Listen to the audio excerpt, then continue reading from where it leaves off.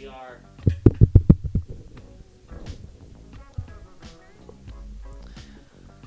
Last of Us Part 2. Can we talk about it? Can we just talk about it for a little bit? Am I a little bit behind on your opinions things? Maybe. But it's good. You know what? It's good for someone to just take a step back, let it all soak in, and evaluate the first 2 seasons of Last of Us, because I will say this, big fan of part 1. I'm gonna give a quick little history of my Last of Us opinion or the history that I have with it, and I have none. I never played the game. I'm not really a gamer. I could list the 5 games that I play regularly. Madden, but they don't. That game is kind of a waste of time now. Mario Kart, Mario Party, saving up for the GTA 6 in May, and then Fortnite. Right, I play Fortnite with my buddies. Those are the only games I play. I know Last of Us. I knew Joel was gonna be killed off. That didn't surprise me. And I thought it was about zombies, but it's about cordyceps. Those are pretty much the same thing, right? They pretty much are. They go hand in hand. They have this almost the same type of traits. That's just a little fancier, a little bit more maybe realistic. But yeah, so I'm gonna give you my my opinion on it. What I thought they did well in season 2, and a lot of the stuff that didn't do well in season 2. And it was it's been a clear drop off. It has to be. There has to be conversations happening at HBO right now of the massive drop off they had. They've had to known that it was going to be the viewership was gonna go down. A lot of people's reaction to never play the game were also considering not finishing the show. Leanne was considering not finishing the show. I was like, just finish the show. Just finish it. Maybe it'll get better, right? You got to give it a chance. We're already balls deep in this show, and let's see where it goes. And it doesn't go very well. It's not, and people who are gonna criticize this show, or people who love the show, who think people who criticize the show are homophobic or something like that, or don't like to see a show or a movie with a girl protagonist, it's all bullshit. If as long as you give constructive criticism to a show or movie, then it's fair game. If you're a headline critic that is just to entertain, I think that's also fair. I think if you are putting your stuff out in public for it to be reviewed by any way, you're gonna get some of those dick bags that review your work as entertainment for them, for their audience, just to talk shit. It is what it is, There's some people who I see it on Instagram all the time. If you see this camera shake right here, it's gonna be my cats just messing around with the tripods right here. But yeah, so let's get into the main source of it, and that's Matilda. Stop knocking that down. Get into the main source of what really didn't work, and that's gonna have to be the lead. It is. If you don't have a strong lead in a show, the show is not gonna last. Every great show that has been on has had a solid lead, mainly if it's about one character's journey, right? I just started watching Game of Thrones. It's definitely an ensemble cast. So as long as the cast is all working together for the main theme of the show, it works well. But if you look at Breaking Bad or Sopranos, it's one character's journey, and if that character is not interesting or the lead actor can't carry the show falters. And I think this is not on Bella Ramsey at all. It is a little bit on her, But yes, is she gonna be the weak link in this season? I think so, because it's a lot that she's got to carry for a young actress. I thought she was excellent in season 1. I thought she played a really great Ellie in season 1. Even though if I didn't play the game, I'm assuming she was a smart ass, annoying little 14-year-old girl who thinks she knows it all, because she never grew up in pre-apocalypse. She's immune, so she has that little I can do whatever I want because I can't be killed by the monsters, right? I thought she played that excellent. I thought her and Pedro had great chemistry on screen, and I think that showed in the second to last episode why the show worked, because of those two together. But there's this mindset of she can't act. I think she can act, and I think she can act in certain parts. There's certain parts in this episode where, yeah, it's a little bit out of her league, but what is she gonna do, right? It's part of the writing. Now, maybe they changed a little bit of writing, and I think that's what they sort of did. They sort of looked at the limit of it's not that we don't want Ellie to go into the darkest of dark in her psyche, but we don't think we got to make this a little more easier for Bella Ramsey to work her way in. And I think that's why this little spot, because they had to get her to get what is it, the anger in Ellie, but I don't think Bella Ramsey could reach that potential. There were some parts that right, and when she's killing Nora in the hallway with spores, it didn't really click, and that's more based off pacing. But I'm gonna more focus on the acting first, and then we'll get into that later. But this is what I thought they should have done when they auditioned for Ellie, right? You're gonna hire whoever you're gonna hire is gonna have to play two parts, right? There's gonna have to be a 5-year gap. So they should have either auditioned for Ellie, young 14-year-old girl, and then change the actress up to a 19, 21-year-old Ellie who can really go into the dark depths of that character. And they could have done that. They could have taken a 3-year gap and then just kind of wait for the audience to kind of catch up and be like, okay, now I know I'm going to see a different Ellie, which if they would have done that, the way I would have written the season 2 is introduce the new Ellie, the new actress, so that way our mindsets can kind of adjust to knowing that, okay, this is not the Ellie that we just had for season 1 that we I want to say grew up on, but we got accustomed to. So let's work our way in, right? Let's work our way into this new Ellie that this actress is playing, and maybe kill Joel off, not in episode 2, but maybe in midway point, or a little bit before midway point to the season. That way we can kind of see how their relationship is now. I think that would have been not such a daunting task for the audience to just have a new actress that plays Ellie in episode 1, and we're like, oh, okay, well, now this is the new actress that's playing her, and then kill Joel off, and then we gotta pretend that we care about this new Ellie gonna go get her revenge for Joel. It wouldn't have worked. So what they should have done, if they were gonna go down that route, kill Joel midway point so we can just adjust to the relationship and get accustomed to the new actress playing Ellie.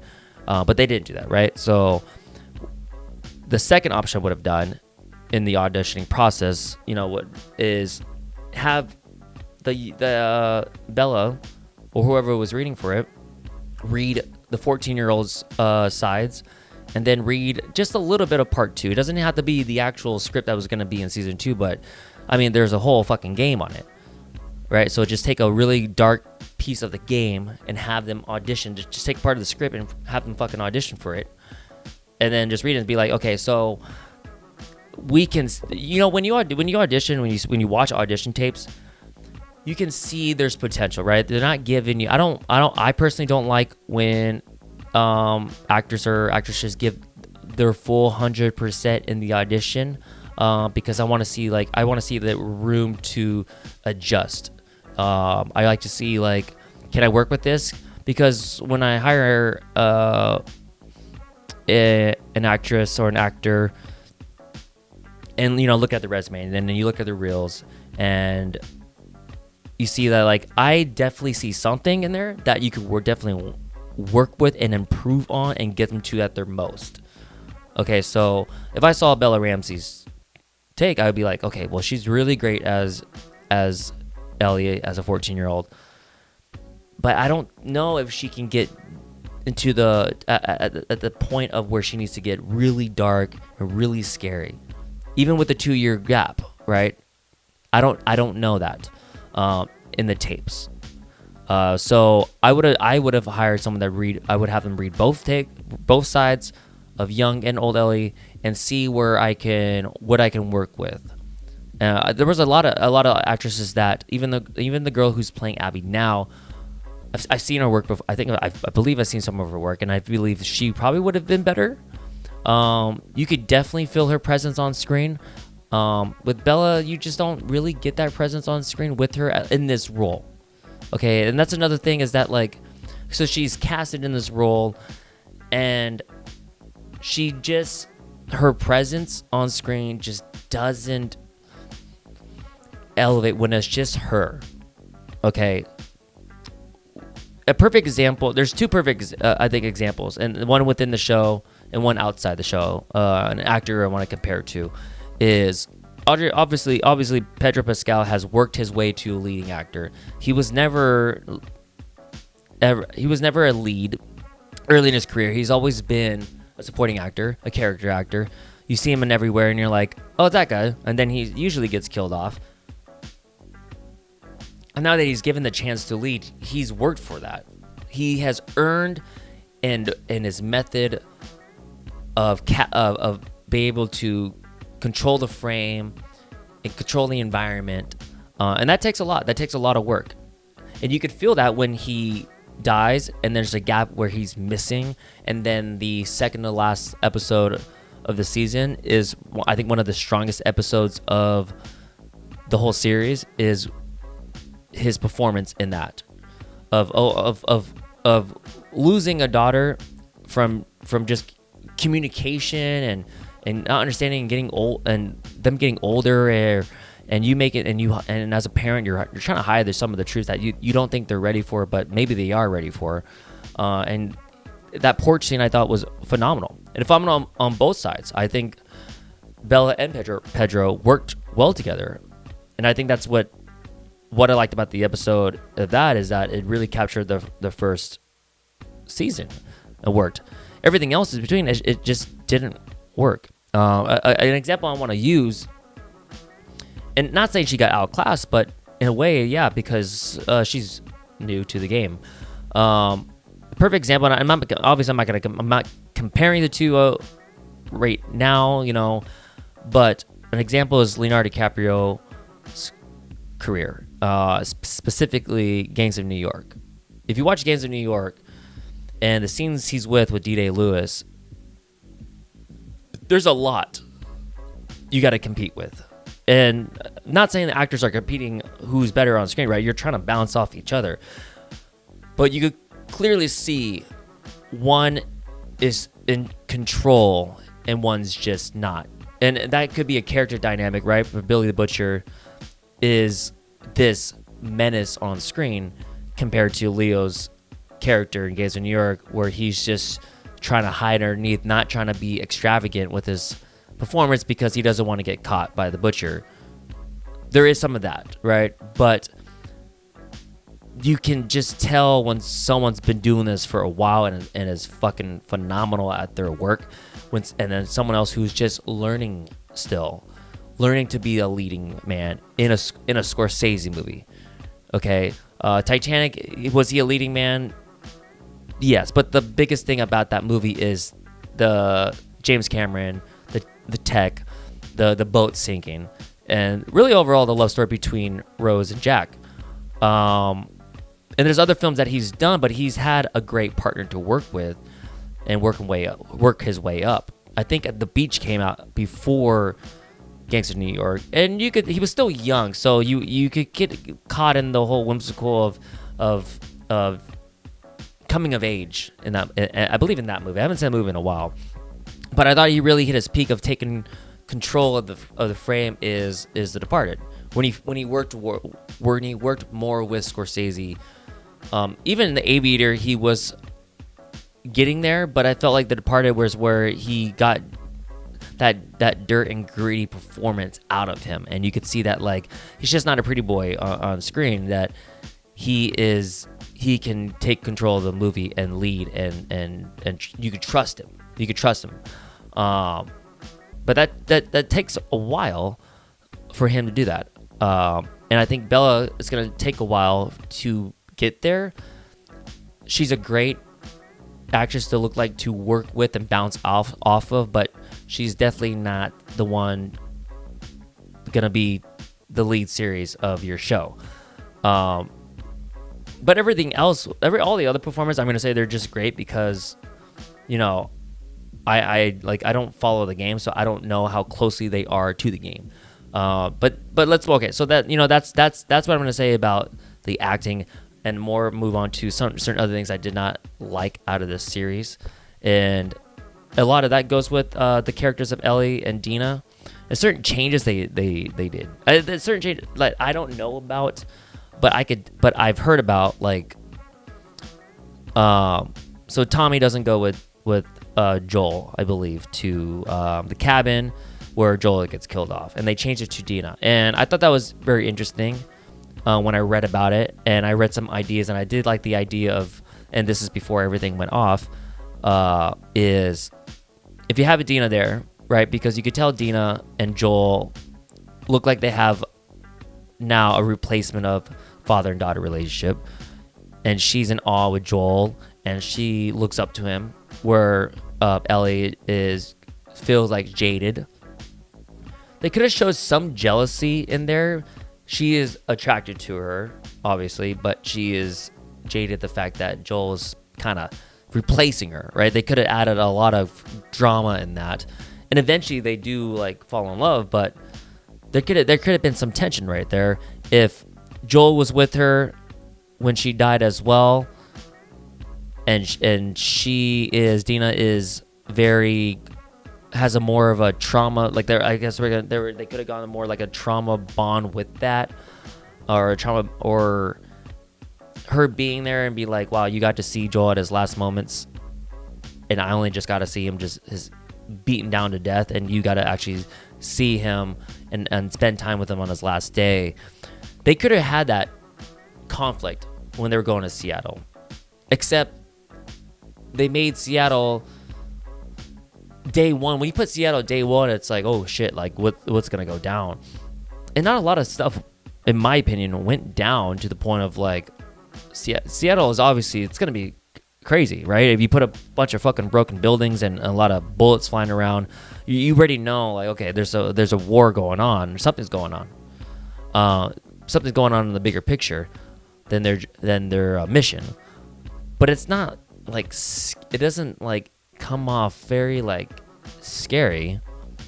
It comes off the whole time like they're on this mission, and they're falling, and they're just gonna fall in love, and they can't stop looking at each other, and the sexual tension, when they totally forget about, I think, their main mission is to find Abby and kill them.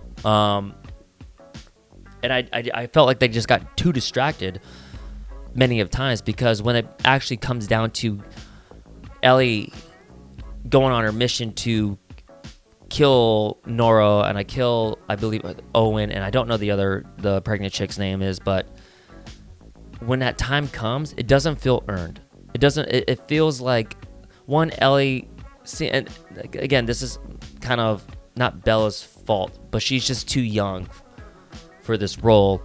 When I'm watching her kill a bunch of Marines and stuff, whatever, military dudes, and they're like 6'3", 240 muscle, and she's going around killing all 6 or 7 of them, but we haven't seen any of her training. We haven't seen any of her of her. Well, all we have seen of her is getting lucky. All we have seen her is Dina telling her like, you got to do this, you got to do that. Why are you doing this? Why are you doing that?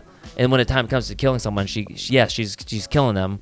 I think based off luck, but also based off just like, well, this doesn't feel earned at all. This doesn't feel like she's worked for this. It just feels like, well, we can't kill her, so we put her in a situation where she's got to get out of it. And well, I mean, we're just gonna kill him because there's got to be some action in this. So, and they do a lot of stuff like that.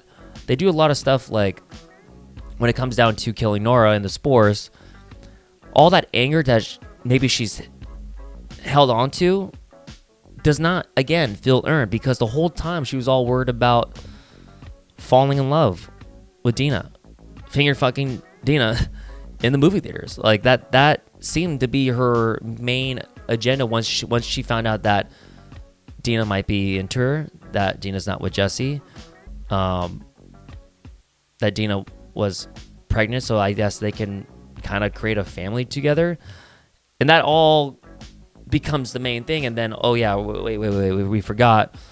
Now she's gonna sidestep away from the group in the forest to go, because she forgot about the mission. Right? She forgot about the writers forgot about the main storyline, is that, oh yeah, that's right, we gotta do this. We gotta go. Remember, she's on this revenge thing, and again, like when she's fucking has the bat and she's smashing the chick's face in probably, and then in the next scene she's like, what the fuck did she say? The next scene is like, I got what I wanted. I got the answer somehow. I don't know, but I didn't see that it didn't feel like she was holding anything in at all. It just felt like, yeah, now she's gonna go crazy right now.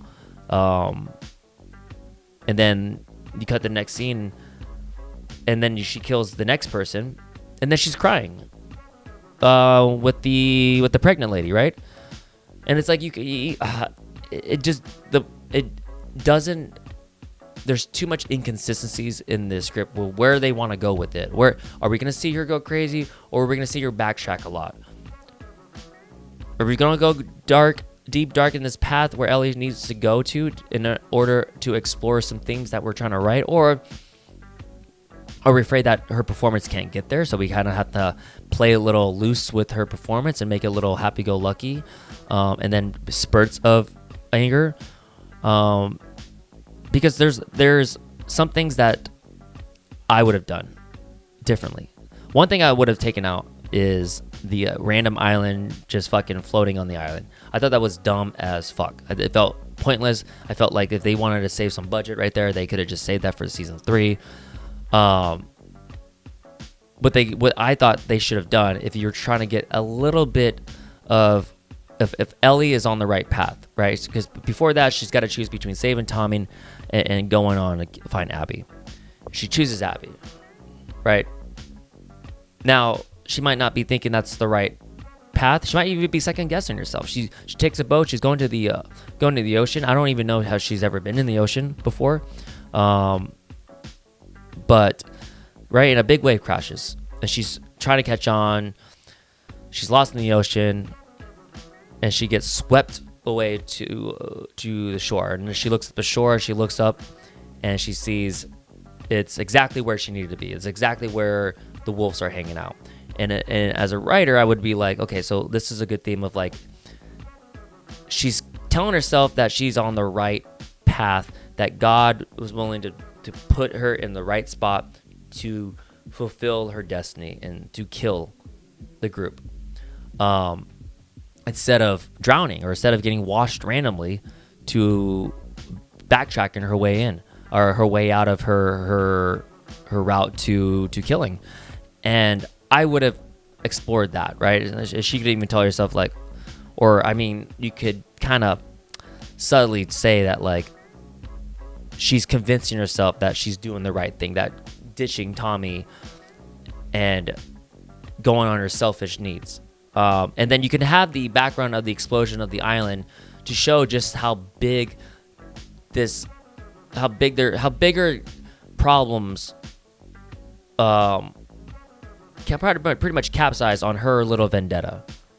right? There's a whole world out there she doesn't know, but she's on this little narrow-minded gap of like, nope, it's all about me,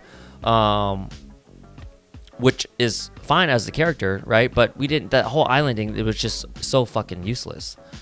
It was pointless at all. We knew she wasn't going to be gutted. There was no tension of was she going to be gutted. It's like, okay, well, so what's going to happen?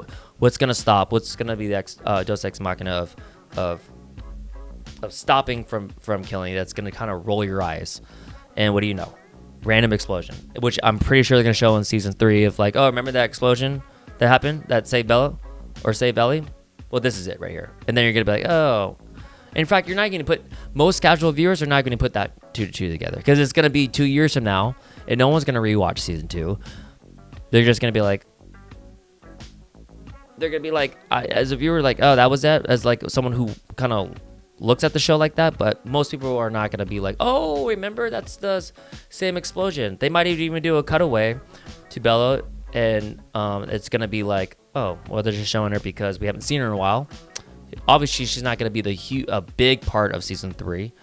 But yeah, there was just a lot of inconsistencies of what they wanted to do with this season 2. When I believe Neil is the guy who Neil Druckmann, I'm going to say his name right. Also, the creator of Last of Us is also the creator of the show.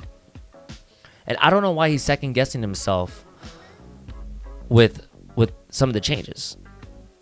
You know, the show, the biggest thing that he didn't change was killing Joel, right? In season 1, everyone was like, "What, are you gonna kill Joel?" Because a lot of people love Pedro Pascal. Like, you're gonna ruin a lot of your casual viewer fans. And he stuck with it, right? But you have to stick with it because as a writer, you have to. When you do your redrafts, and your rewrites, you shed everything out, right? You cut off all the fat.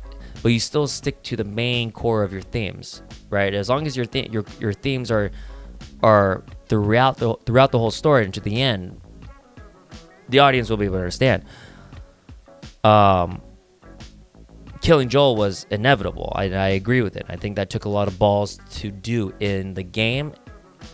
Did it take a lot of balls to do in the show? Not really, because you're just going off the game. You're just adapting it.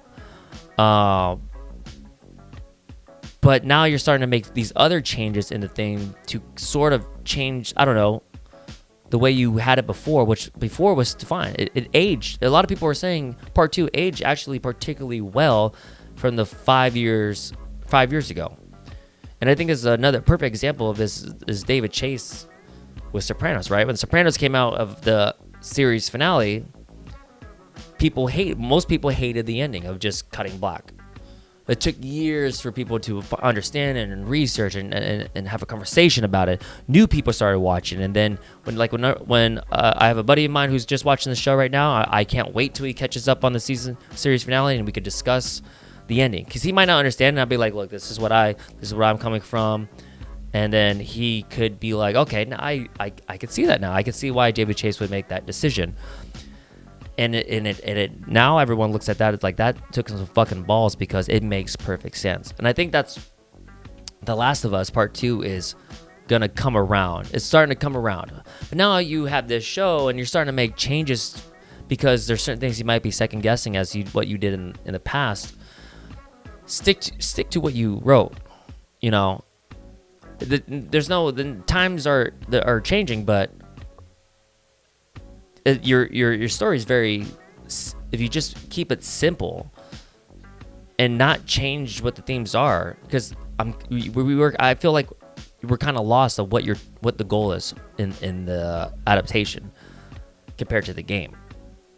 The adaptation, like, I only know because I've read about it, and I read more about what the game's about, and as a viewer, as a casual viewer, all I hear is Ellie's pretty fucking annoying, and she doesn't change. She's still the same girl as she was before. I feel like she should have grown up by now, especially in a world that's just, you know, there's nothing to live for. She would become more pessimistic, and in general. But no, it's like the same characters, no development in there. So where are we at? Are we almost done? But yeah, I'm not looking forward to season 3 as much. Obviously I'm gonna watch because I do kind of want to see the Rat King, what that would look like on screen. But other than that, I like there's too many good shows out now. I mean, you have Severance, which is I think right now is the best show on television. You have The Boys, which when The Boys comes out, I think I will talk more about it.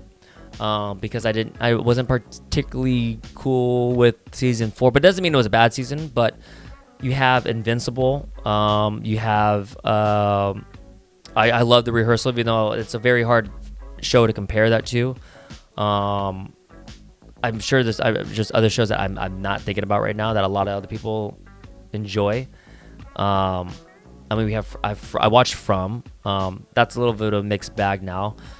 But there's so many good things out there where you're competing with other shows. You're competing like how can we get people to keep talking about the water cooler moments of this, and not just not the negative comments. Negative comments will come regardless. But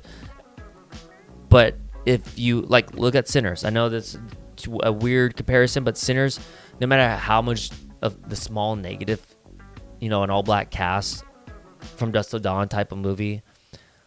Takes place in the 30s.